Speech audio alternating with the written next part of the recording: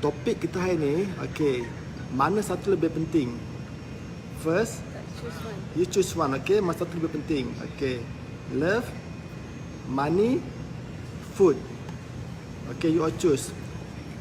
Komen sikit. Love, money, food. Love nombor 1, food nombor 2, money nombor 3. Choose one only. Okay, choose one only. Kalau kata money nombor 1, letak money. Money nombor 3, food nombor 2, love nombor 1. Cuba komen sikit.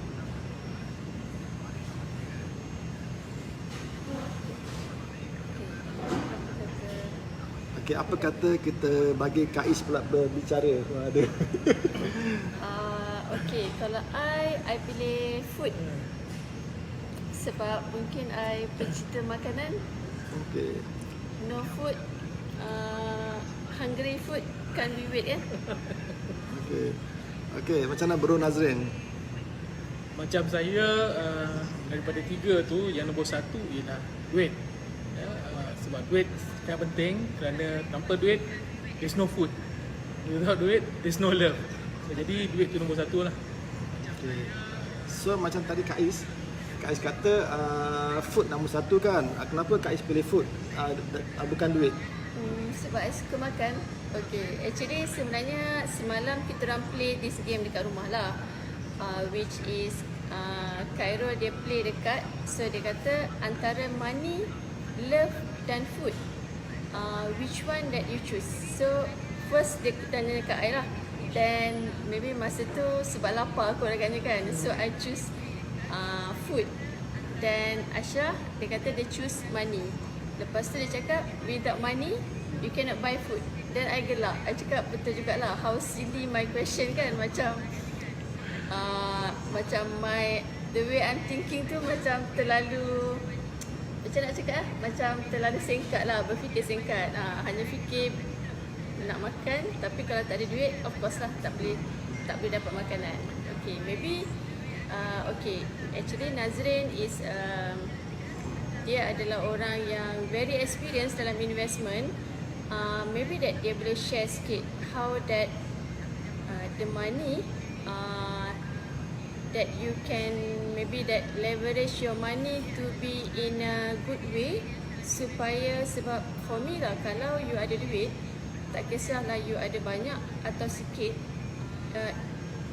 it doesn't matter how much money that you have, but the most important thing is how you manage. Sebab kalau you ada banyak tapi you tak tahu nak manage, pun akan menyusahkan hidup you.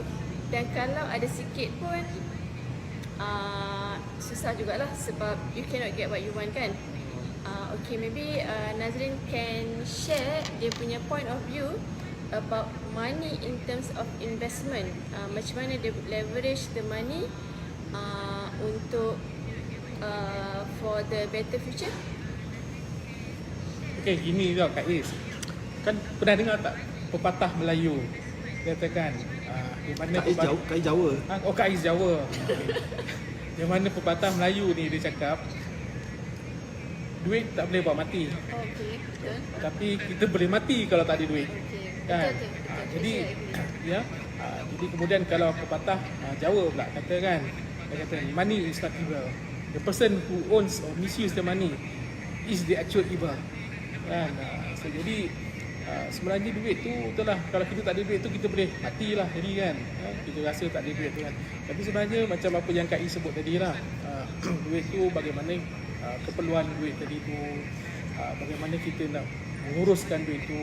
Adakah duit tu it could be an evil punya duit, ataupun it could be a devil punya duit kan, ataupun duit tu akan menjadi duit yang baik untuk kita kan. Actually it's true lah, sebab duit tu can be positive and can be negative kan. Betul, kan. It can be positif, it can be negatif.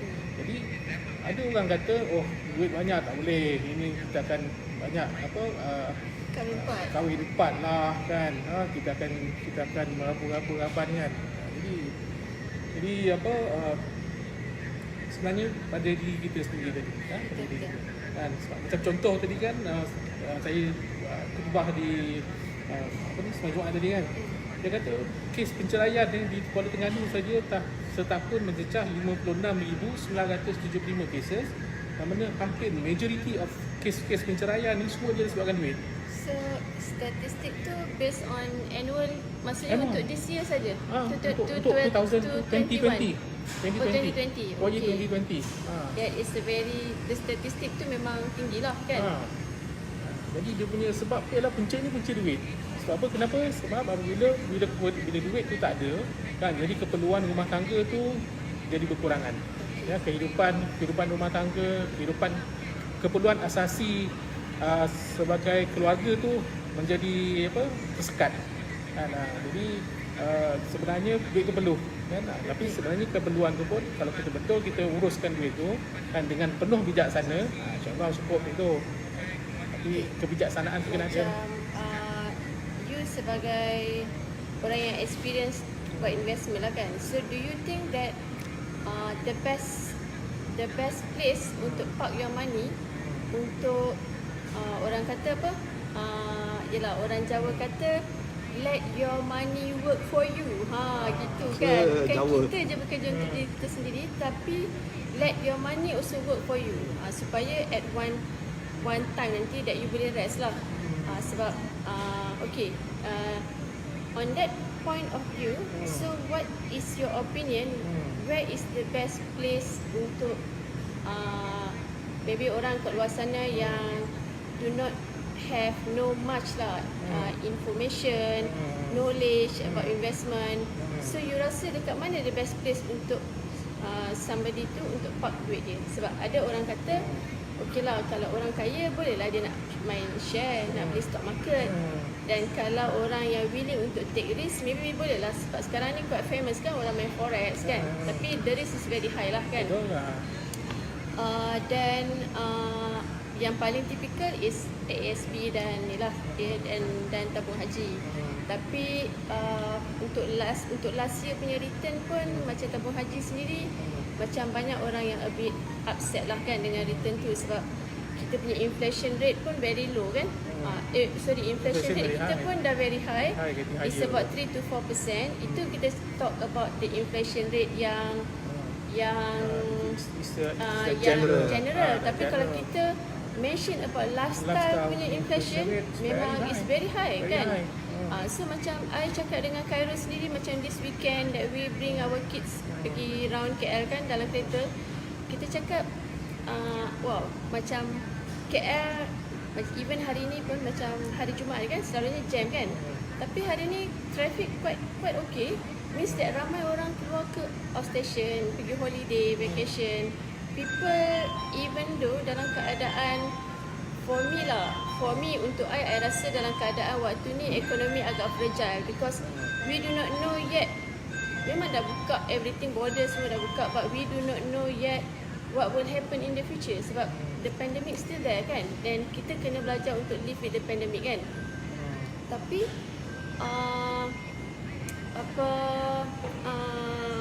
bila people sometimes they're using the emotional state untuk dia spend pergi holiday without dia proper, sebab then orang boleh keluar EPF, which is actually EPF tu untuk dia punya retirement kan. Actually I'm quite, as a people yang dekat dalam financial industry, I'm quite afraid with that lah. Sebab kita prejudiskan masa depan kita untuk something yang untuk for today, which is actually it's not really positif punya ni lah kan. Okay, so Nazrin, what apa yang you boleh share about investment? Where is the best place untuk diorang ni? Kak Is, sebelum tu ni Zura minta Kak Is cakap Jawa. Oh, nak cakap Jawa ke? Alah. Sekejap lagi lah I cakap Jawa. I fikir apa yang nak cakap. Seji lorong telur papat lah. Best mangan. Best mangan. Okey, tanya kita. Best mangan. Okey. Bila kita sebut bab investment ni Kak Is kan, jadi pertama sekali kita kena tengok, kita jangan terlampau optimistic ya. We can be optimistic ya, but jangan terlampau optimistic. Sebab apa? Bila kita terlampau optimistik, itu yang menjadi kegairahan kita untuk dapat mencari instrumen yang bagi pulangan yang berpuluh-puluh persen, beratus-ratus, kadang yang tidak masuk akal pun kan. So jadi itu bila kita optimistik. Jadi saya punya pendapat saya ialah lebih elok untuk kita bermula dengan satu instrumen yang moderate, ya. Saya ambil contoh lah, katalah kalau seorang sahabat ni, adik ni dia umur 30 tahun, ya. Okay, dia ambil umur 30 tahun, kemudian dia beli instrumen dia tu katalah at 5%, dia rate 5% lah, kata jaket SP lah, ya. 500 dengan katalah dia mula dengan RM10,000. Jadi duit RM10,000 tadi Kak Is, dengan 5% punya rate of return tadi, ya, it takes him 14 years to double his 10,000 to 20,000. Semuanya dia bermula pada umur 30 tahun, pada umur dia 44 tahun, kan? 14 years. 14 years, pada umur dia 44 tahun, duit RM10,000 tadi, duit baru naik jadi RM20,000. So kalau I yang sekarang ni 42 lah kan, tak Kak Is 42. tak adalah tua sangat, tapi Kak Is 42, jadi mari umur 56 besok. so 56, kalau I nak 56. retire at 55 tu macam itu baru additional of 10k. Itu baru 10k. Macam saya baru umur 25 tahun. Umur 40 tahun lagi. Muda lagi. Muda lagi. Single and available lah. Ya, of course. Tengah blabber ni. Kan. Jadi that is at 5% rate of return. Jadi selalunya kita galakkan, kita cari yang moderate instrument yang boleh bagi lebih kurang dalam anggaran 10% dengan jumlah yang sama, RM10,000 tadi itu. It takes only 7 years for him to double the money. Kata umur dia 30 tahun, ya, pada umur 37 tahun dia dah ada RM20,000. Kan? Umur dia 44 tahun dia ada RM40,000. So jadi dia compounded. Jadi bila dia compound, kan, dengan jumlah yang sama dia mula berawal tadi itu, so jadi dia itu akan meningkat. Jadi tak perlu dia ada satu instrumen, tak perlu dia ada satu desire yang yang terlampau optimistik, yang hingga menimbulkan kegairahan dia untuk mendapatkan satu kemenangan yang besar. Disebabkan oleh kegairahan yang melampau tadi itu yang dia start masuk investment yang share market. Share market tu boleh sebenarnya, tak kan. Cuma risiko lah. Tapi risiko. Nak masuk share market, you nak go for crypto, you nak go for forex, kan. You nak trade in gold ke, you need to have knowledge. If you don't have knowledge, you kena outsourcing. By how doing outsourcing ni tadi tu? Ialah outsourcing, you get a professional agent, professional consultant, professional brokers, kan, to do the investment. Cari yang selamat. Tak perlu nak tambah optimistic. Unless kalau di ilmu tadi tu dah tahap gaban, you want to go all out, you nak go for 50%, 100% kan, rate of return, go ahead by all means, kan. So, jadi itu kena you have to be moderate, kan? Sebab macam sekarang sebagai contoh kan, apabila KWSP dibenarkan I Sinar, I Citra, segala I lah dia bagi macam-macam I. Jadi apa yang berlaku? Jadi I love you lah. Jadi I love you, I hate you lah, apa segala-gala tu ni lah jadi kan. I see you alas. Lalas sekali ICU kan. Yang paling takut sekali lagi. Itu kalau ada tempat kat ICU kan. Tapi sekarang ni kan kes dah kurang, jadi boleh masuk ICU kan. Okay.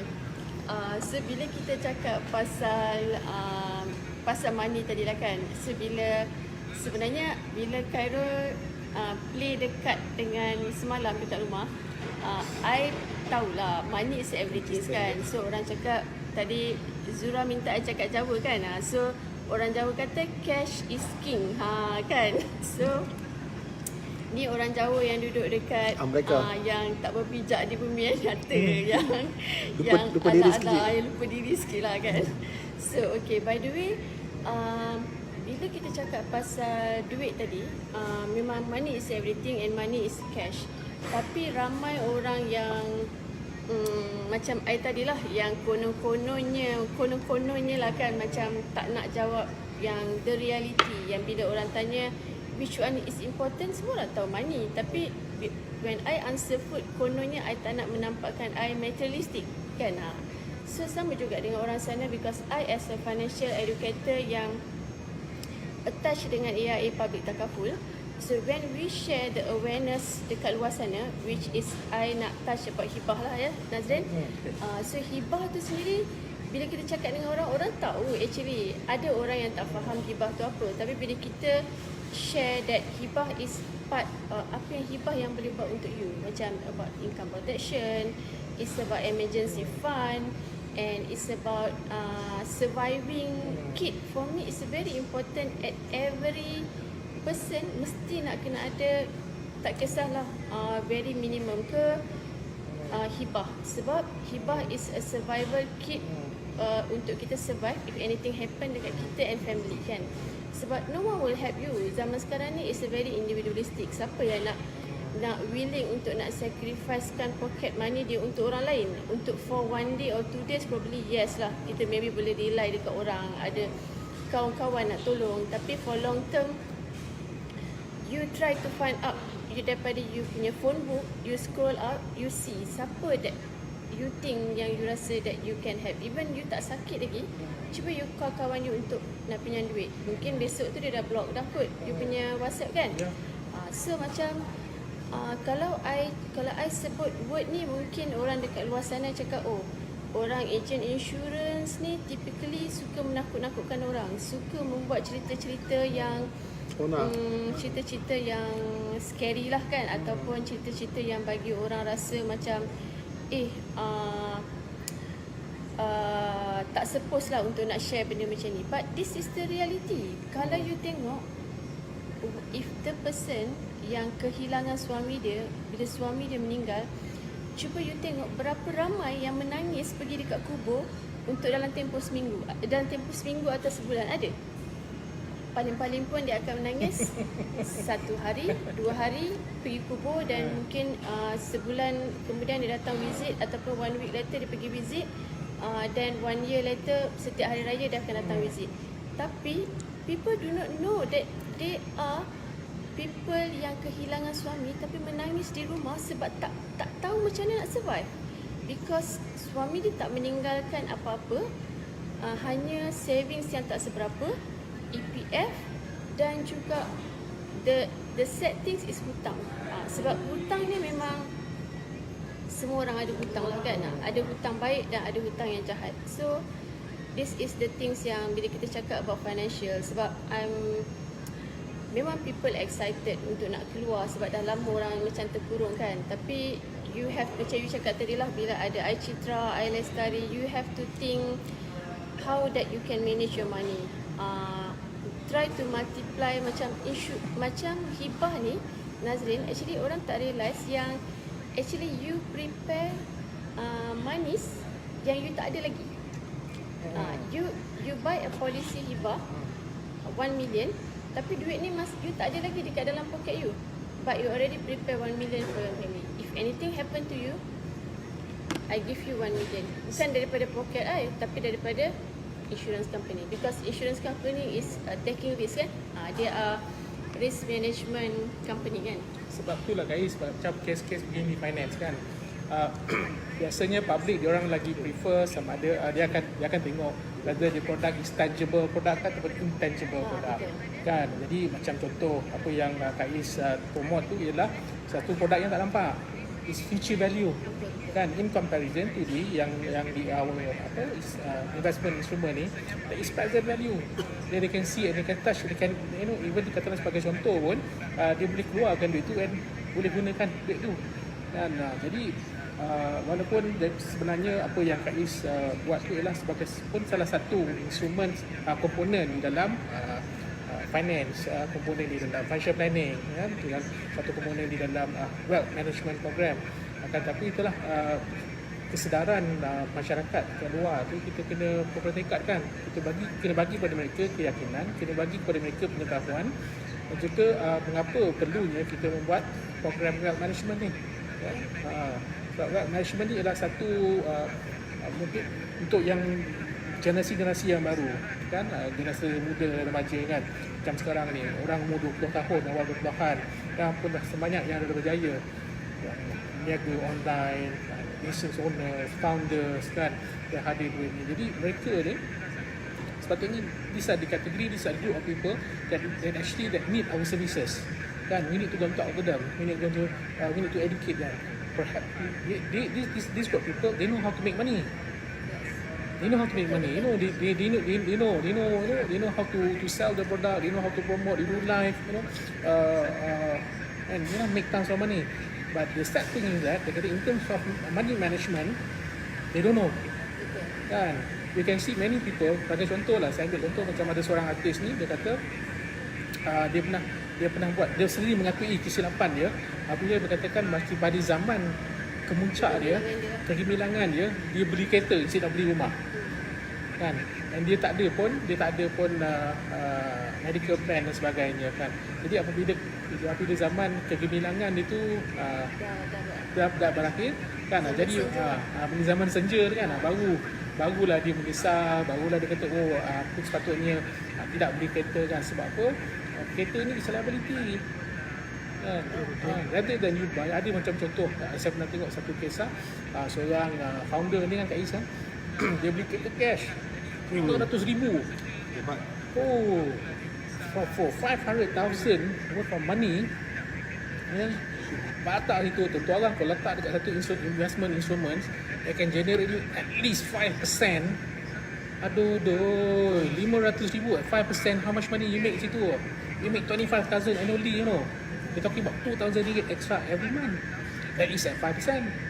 If you to put at 10% punya instruments, for 500,000, kan, you dapat situ RM500,000, you got extra 4,000 a year. Cakap tadi, let's say if this founder ni umur ni 25 tahun, at 10%, 7 tahun.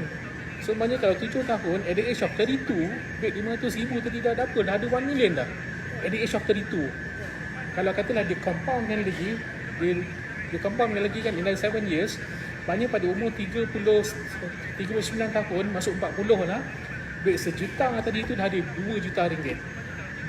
And you boleh kira-kira sendirilah, at the age of 55 kan, dia punya retire macam mana? He can retire comfortably kan. So dia boleh retire dengan lifestyle yang dia ada sekarang lah. Dia boleh retire dengan lifestyle yang ada kan. So Bro Nas. Okay, so kesimpulannya lah, rumusan untuk topik kita hari ni, apa nama, food, love, money. Okay, so apa rumusan kata-kata terakhir daripada Bro Nas? Kata-kata terakhir ni, duit ialah satu keperluan. Ya, memang perlu duit. Duit tu bukan jahat. Duit tu bukan apa? Kalau cakap lagi tu apa? Maksudnya macam nak kata, biar kita menguasai duit tu, bukan duit tu menguasai kita. Biar kita menguasai duit tu. Jangan izinkan duit tu menguasai kita. Betul. Kalau duit tu dah kuasai kita, sadaqallahul azim. Itu macam target je.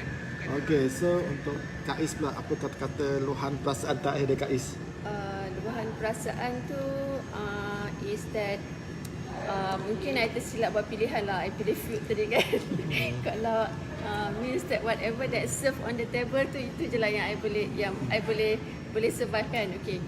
By the way, yes, memang betul yang duit, money tu is very important, but how we manage our money pun important. Sebab kita tak nak live yang maksudnya macam day by day, by check by paycheck, macam every month by every month. But kita kena ada juga macam tadilah Nazrin kata, bukan, kita tak boleh terlalu optimistik yang besok tu tetap ada kan, because we do not know kan. Macam pandemik pun tak siapa pun ada predict, dan kita tak pernah dalam kita punya history yang kita kena duduk berkurung dalam rumah dalam tempoh masa yang lama, dan it impact financial keseluruhan daripada kita ni.